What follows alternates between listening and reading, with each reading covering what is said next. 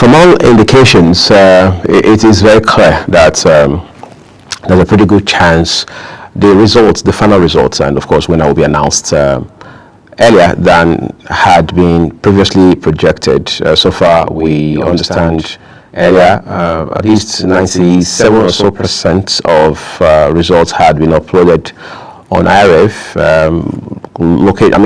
Results from different local government areas have also come in. They've been announced by the resident electoral commissioner.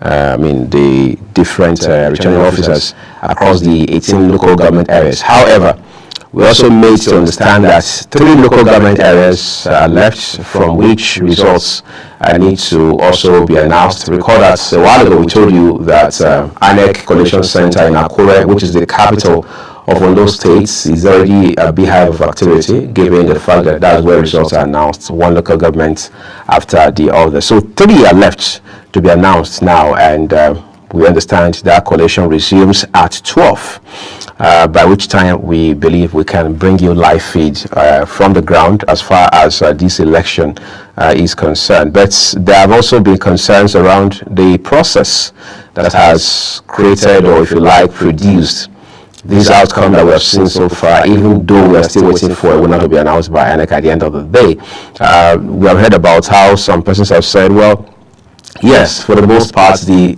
exercise has been peaceful. It has been rancor-free, violence-free. We have not heard of the usual incidences that are associated with the electoral process in this country.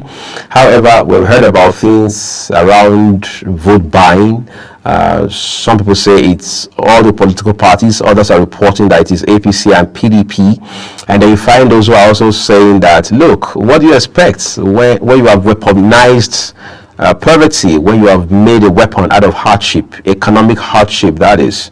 You don't expect people not to collect money. Besides, when politicians get into office, they are singing a different song from the one they had done before they got into office, the whole time they were campaigning. Therefore, the average citizen just probably feels, well, let me get this piece of the bread or the cake before it slips right through my finger, under my very nose, and things like that. So these are the issues we are dealing with. Before the election day, we understand that the Economic and Financial Crimes Commission, the FCC, had deployed a bunch of officers, operatives, to be on the ground, go after those who are either inducing voters or those who have allowed themselves to be induced, with the aim of bringing them to book. But how much of effort has been put into that, and how that effort is paid off in practical ways is yet to be seen. So no matter how this election turns out at the end of the day, no matter who the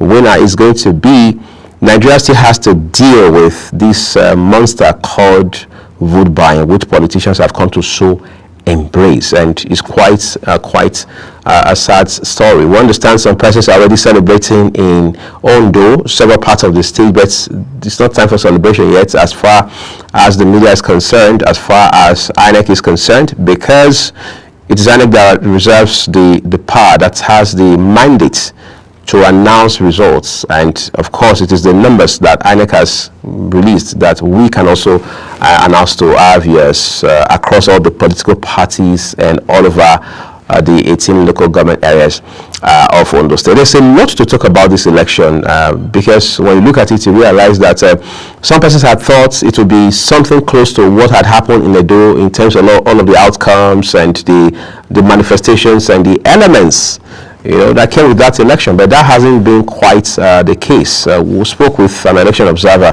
Judy Ojo, just a while ago. Another one will be joining us in a few minutes, who is live on the ground in Akure to also help us understand the nuances in this election. What exactly are the issues that are a bit bogus, ambiguous, and if you like, broad in such a way that we have to straighten them out, create perspectives and give insights in such a way that Nigerians and our viewers will understand what is going on in Ondo. Ondo, again, this election in particular has become, if you like, a piece of insight into how elections should be in the future. how subsequent elections should be, what exactly INEC needs to improve upon, because when it's all said and done, there's always going to be the narrative around INEC, what INEC has done well, what it hasn't done well, what it hasn't even done at all. But given Mr. Jide Ojo's assessment this morning, he says the commission should be commended for how much of effort it has made this time. He cited INEC's reports. Well, he also cited the reports of Yaga. Of course, Yaga is arguably frontline observer of elections in this country. So we keep our fingers crossed and see how this process will be. The process matters. Enough of the end justifies the means. That's one of the challenges we've had in this country, where people, particularly politicians, believe that no matter how the process turns out, no matter what we do, the important thing is who wins. Who wins is important, no doubt, because that's the destination. However, how you win should also be properly looked at. We must be sure that due diligence is done. We follow the book. For example, Nigeria has a constitution. The 1999 constitution was amended. Of course, we have the Electoral Act 2022. We have INEC guidelines. So we have more than enough resources in terms of legislation and rules and all of the elements to keep us in check. All right. So if we still flout all of this and say the end justifies the means, then it just signals how much of risk we are putting not just Nigeria, but our electoral process in this country. Let's take a quick break, everyone.